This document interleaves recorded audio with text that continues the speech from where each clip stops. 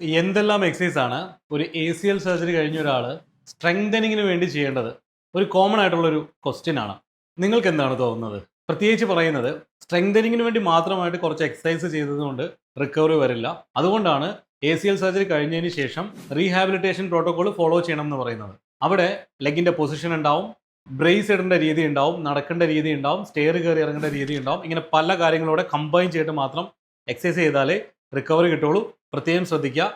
ഇതിനാണ് rehabilitation protocol എന്ന് പറയുക. സർജറിക്ക് വേണ്ടി വെയിറ്റ് ചെയ്യുന്ന ആളുകൾക്കുള്ള പ്രീ സർജിക്കൽ റീഹാബിലിറ്റേഷൻ പ്രോട്ടോകോൾ ഉണ്ട്.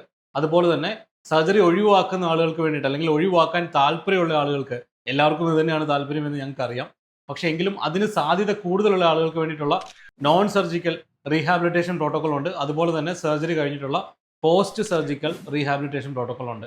കറക്റ്റായിട്ട് മനസ്സിലാക്കിയതിന് ശേഷം മാത്രം ഇത് ചെയ്യുക. അതുപോലെ തന്നെ സ്പോർട്സിലേക്ക് റിട്ടേൺ ചെയ്യണമെന്നുണ്ടെങ്കിൽ സ്പെഷ്യലൈസ്ഡ് ഉള്ള സ്പോർട്സ് ട്രെയിനിങ് ഉണ്ട്. ഇത്രയും കാര്യങ്ങൾ മനസ്സിലാക്കിയാൽ മാത്രമേ കറക്റ്റായിട്ടുള്ള റിക്കവറി സർജറിക്ക് ശേഷം ഉണ്ടാവുകയുള്ളൂ.